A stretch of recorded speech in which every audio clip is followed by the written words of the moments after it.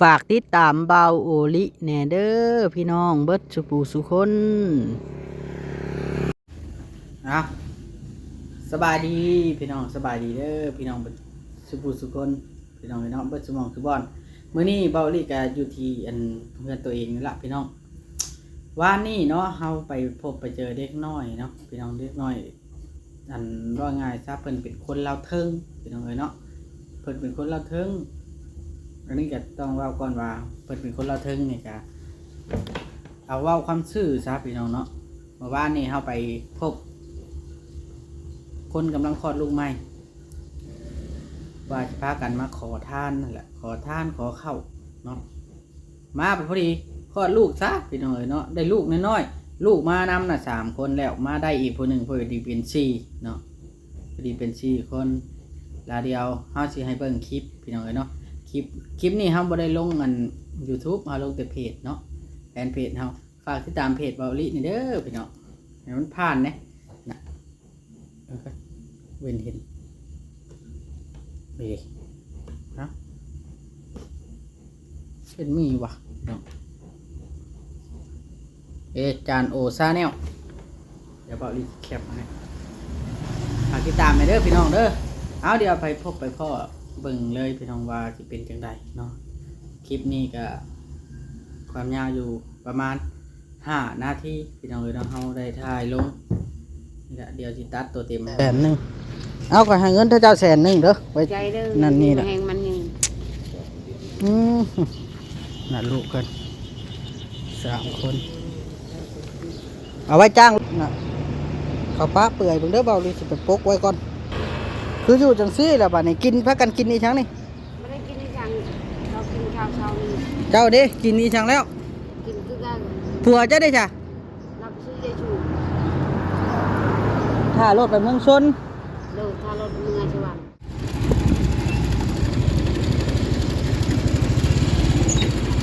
เป็นไรคือมันนอนแบบนี้อยู่ไสล่ะเจ้าอยู่บ้านไหนล่ะทางเมืองชนเราเอ้าเจ้าเบิดบ่นี่จะมาคลอดลูกบ่พ่อเป็นชายที่ไปหาพ่อเขาเลยเกิดลูกเลยก็กำโอ้ชื่อยังไงเจ้าเนี่ยชื่อน้อยคือนอนแบบนี้นี่ให้เขานอนในนี่เลยทาลงโอ้เด็กน้อยพี่น้องเนาะน่ะข้าวปลาเปื่อยเบิ่งเด้อเบาลิสิไปปกไว้ก่อนคืออยู่จังซี่แหละบัดนี้กินพักกันกินอีชั้งนี่ไม่ได้กินอีชั้งเรากินข้าวเช้านี่เจ้าดิกินอีชั้งแล้วกินคือกันผัวเจ้าได้จ้ะรับซื้อยายชูถ้ารถไปเมืองชนเด้อถ้ารถเมืองสวรรค์เมืองสวรรค์บ่เด้อถ้ารถมาแต่สวรรค์บ่ถ้ารถเซนี่สิไปสวรรค์เมืองสวรรค์ขี่รถต่อเลยเมื่อบ้านโอ้จะขี่ลงไปทั้งรักษาพุ่นบ่บ้านได้บ้านจ้ะบ้านคำปะแหน่ค่อยไปดูได้คำปะแหน่ทีเดียวทีเดียวเนี่ยลูกเจ้ากินดิฉันแน่แล้วนี่กินแต่เช้านี้ฮ้อนบ่ข้าวเปียกยังทะเลกินอยากกินข้าวบ่จะกินข้าวเด็กน้อยนะยังทะเลกินข้าวเปียกเขากินข้าวแต่เช้านี่ยังไม่ได้กินข้าวเพลนเดี๋ยวเราได้ซื้อไปซื้อแนวกินมาสู่เขากินเด้อพี่น้องจะหากเห็นเบาลีกับมาแต่สวรรค์พอดีเจอเพื่อนกันดานพี่น้องเลยถ้าว่าถูกกันยังว่าถูกซ้ำนั่นเนาะพี่น้องซื้อ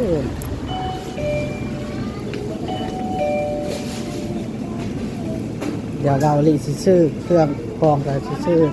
เป็นน้ำเย็นน้ำยังไปให้เขาก่อนแล้วก็จะเอาเงินเขาไปซื้อข้าวกินไปหน่อยเพราะว่าแถวนี้มันบ่มีกับเขาปันใดแค่ไปอยู่ในตลาดเป็นผัวเราไปซื้อไปเดิน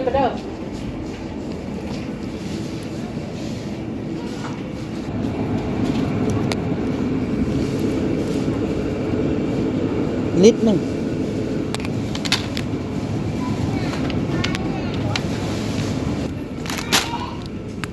เอาคำนี้ก่อนแล้วเราจะเอาเงินให้กับเจ้าอีกเนาะ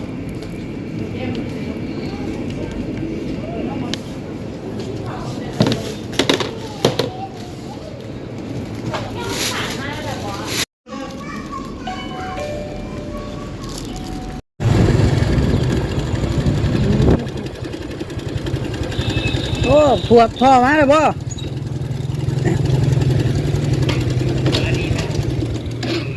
ซื้อหวดซื้อมวยดูสิมึงรักเจ้ามันมีเงินเจ้า เอ้ย เกินลูกนี่นี่อ่ะ มันบอกอย่าไปเข้าเท่าใจเด้อนี่มันมีในเบา แล้ว กินนมน่ะให้ลูกกินเด้อนม ดูนม แยกตัดซอยขนมมันน่ะขนมนัวมาให้ลูกกินตอนน้ำเย็นกินแม่น้ำเย็นน่ะน้ำยังน้ำพักยาบ่นะ ดูนำขยะ ต้มเช้านี้ ได้ว่านมือได้ลูก เช้า ก็เช้านี้เลย เออ คนมีเงินแค่นี้ซื้อนมให้ ให้ในเงินพอจังนั่นมา ซื้อนมให้ ชีวิตของพระเจ้าเนาะ คอมเชลใบโดดชื่อเรืออยู่พอ เด็กน้อยคือนอนเบัดแท้น่ะอันนั้นได้ เขาเมื่อยล่ะ เอามือไปแล้วก็นอน นัดดูจ้ะ ง่ายเลยก็ก็อันนี้ก็อันนี้ก็ชีวิตมากับอาปีตาย ปี 6 ปี 4 คนนี่บ่ลูก ดู นี่แหละพี่น้องเนาะชีวิตของคนชีวิตของคนเฮาที่ซัมมี่ก็ดีพี่น้องเลยเนาะโอเคพี่น้องถ้ามีโอกาสเดี๋ยวสิไปตามหาเพิ่นช่วยเหลือเพิ่นครับปะแหน่เบาลิกายไปไก่มาตลอดเด้เนาะคือแต่ว่า เขาทาน เอากะนั่นเนาะพี่น้อง ผมมี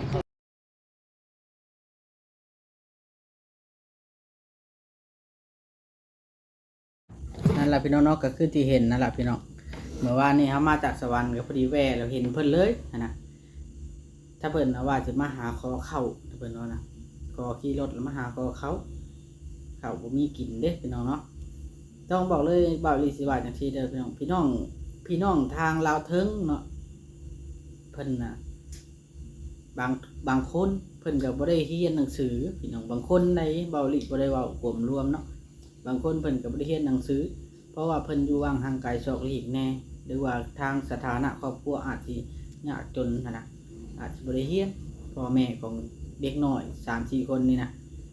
เพราะว่าเบาลีลงไปแล้วเห็นหลายคอมเมนต์คือเอาแต่ลูกแต่เต้าอ่ะนะหนึ่งคือเบาลีคิดว่าเขาเจ้านะขาดความรู้ความศึกษาว่าซั่นซะทางด้านนี้เนาะความเจริญมันเข้าไปบ่ทันได้ฮอดนะมันเลยเหตุในการศึกษาด้านนี้บ่ทั่วบ่ถึงเนาะเบาลีว่าน่าจะแบบนี้แน่และอีกอย่างบัดนี้พี่น้องเนาะก็คือมันเป็นอันนั้นพี่น้องเนาะ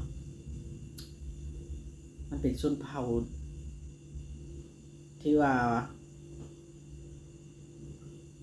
จังไรล่ะค่อนข้างจะยากจนทางนั้นนะค่อนข้างจะยากจนแหละพี่น้องเนาะเบาลีเคยไปบ้านเราอยู่ได้พี่น้องเคยไปบ้านเราอยู่เขาเคยไปถ่ายทำอยู่ในหมู่บ้านแต่ว่าเขากับบทเห็นดอกครอบครัวนี่เขาเคยไปถ่ายทำนะฮะนะและทุกครอบครัวเลยพี่น้องเนาะเพิ่นปากภาษานั่นนะเด็กน้อยนะปากภาษาเฮาน่ะจนสิบ่ได้พุ่นแหละเพิ่นปากภาษาเพิ่นปากภาษาเพิ่นน่ะได้แต่ว่าปากภาษาเฮาน่ะบ่ค่อยเป็นบ่ค่อยได้เด็กน้อยนะถ้าเป็นจังได๋บ่ลิก็ยังงงคือได้ละคนลาวอยู่แต่ว่าเพิ่นภาษาท้องถิ่นของเขาเจ้าเนาะอันนี้ก็ได้แล้วมื้อวานนี้เนาะเฮาลงคลิปไปแล้วนะทางเพจแน่ทางเพจก็ขึ้นวิวขึ้นได้ทางเพจพี่น้องเนาะทาง YouTube มีแต่ 4-5,000แล้วมีทาง FC นะเพิ่นคอมเมนต์มาหลายคนพี่น้องเนาะอยากให้ไปตามเบิ่งเพิ่นว่านะอยากให้ไปตามเบิ่งพี่น้องเนาะตามเบิ่งตามชื่อพระอ้อมพระแพร่ให้พี่น้องเนาะแต่ว่าทางเบาหลีตอนนี้นะมันบ่มีงบดอกพี่น้องเนาะบ่มีงบแล้วก็หนทางน่ะค่อนข้างจะไกลเนาะค่อนข้างจะไกลแหละเฮา ว่าถ้าไปตามเบิ้งนะมันก็ค่อนข้างจะไกลแน่ถ้าเขาบ่มีหยังติดไม้ติดมือไปให้มันก็ค่อนข้างจะยากแน่พี่น้องเนาะอยากอุกแน่หั่นน่ะว่าง่ายซะอยากอุกแน่แล้วพี่น้องเอ้ยเฮาเห็นอยู่แล้วเฮือนเขาเจ้าน่ะคันเฮาไปเพราะว่าหมู่บ้านนั้นเฮาเคยไปหมู่บ้านนั้นน่ะหมู่บ้านนั้นเฮาเคยไปเพราะว่าเฮามีคู่มีนั่นมีนี่เฮาก็เอาอ้างชาวบ้านชาวบ้านก็บอกเฮาเนาะบอกเฮาเวลาพี่น้องจะเห็นอยู่พี่น้องเนาะเห็นอยู่ดอกลูกก็น้อยได้พี่น้องลูกก็น้อยนึงเด็กน้อยอายุอันนั้นปีพี่น้องเนาะ4 ปี 5 ปีลูกกกแล้วน่ะมานำนะหาเข้าเมื่อมาอะไรความหมายหาเข้าเมื่อมาแต่ว่าทางนั้นนะผู้ใหญ่เพิ่นนะบางท่าน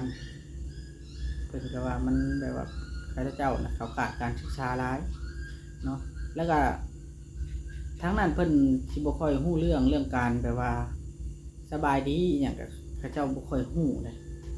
ค่อยฮู้เด็กน้อยบางคนเพิ่นก็บ่เคยเข้าโรงเรียนแต่ว่าถ้าเด็กน้อยได้รับการศึกษาที่ดีนี่ก็ได้พี่น้องอันนี้เว้าลิบ่ได้เว้าก็รวมได้พี่น้องเด็กน้อยสำหรับบางคนเนาะสำหรับเว้าลิเจอมา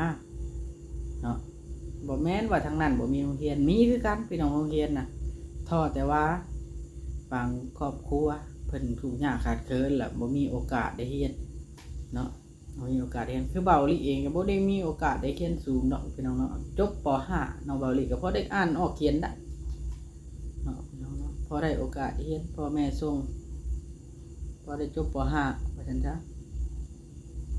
จบป .5 ก็ดีกว่าเนาะพี่น้องดีแล้วนี่ล่ะ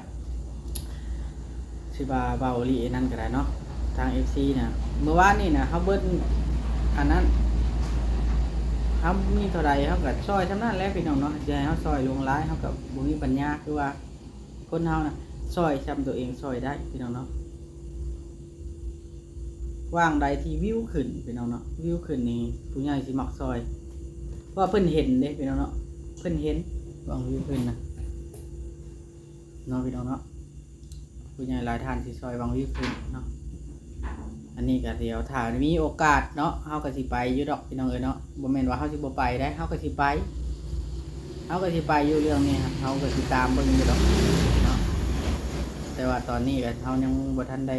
อันนั้นเทื่อเนาะบ่ทันได้ว่างเทื่อเฮาก็บ่น่าจะทันได้ไปดอกฟังเบิ่งก่อนมื้ออื่นนี่พี่น้องเนาะมื้ออื่นน่ะจักสิได้ไปหรือบ่พี่น้องเนาะถ้าท่านใดที่ว่ามีใจอยากช่วยเพิ่นก็ติดต่อมาได้เด้อพี่น้องเนาะติดต่อหาเบาอีได้เบาอีสินำของไปช่วยเหลือเพิ่นหรือว่าสิอยากสะดวกไปเบิ่งนำกันก็ยิ่งดีพี่น้องเนาะครอบครัวเพิ่นถ้าเอาง่ายถ้าคนบ่ทุกข์ยากลำบากบ่มีไผสิไปคาคอเข่าขอทานบ่มีคนถ้าบ่ทุกข์ยากลำบากนะบ่มีไผหาคอเข่าขอทานดอกพี่น้องเอ้ย